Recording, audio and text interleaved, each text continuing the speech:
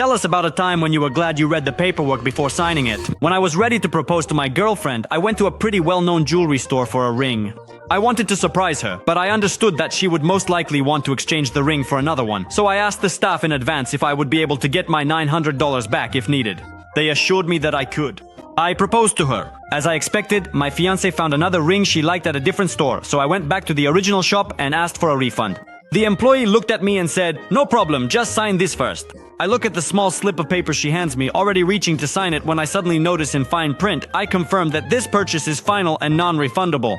I look at the woman and ask, "Why should I have to sign this?" She took the slip away, called the manager, and he refunded the full amount to my card without any questions. If anyone's interested, this happened in Vancouver. I'm a musician. Once a label wanted to sign me. The contract was written in very broken English. The whole document was filled with nonsense. But what really got me were the following points. First, they wanted me to give them my name. Second, I had to give up the copyrights to all my old songs. Third, if they didn't sell all the physical copies of my music, I'd be required to cover the losses out of my own pocket.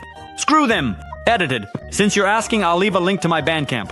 I make industrial music, sometimes very noisy, so be prepared. Sorry, we couldn't sell 12 million of your discs. How do you plan to pay for that? My husband and I were buying a house. My husband signed the papers right away, but I still had some things to take care of, so I could only come by in the evening. I arrive and immediately start going over the loan application.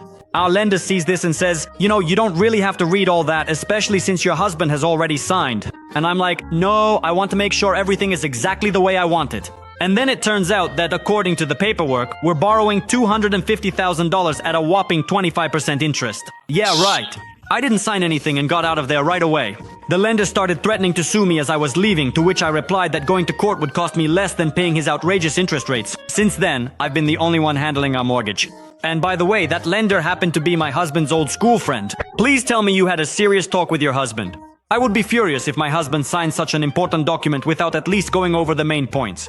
Once, when I was getting a job, the contract stated that I would have to work for them for at least 4 years. Otherwise, those 4 years would be counted as training, which I would have to pay for out of my own pocket if I left early.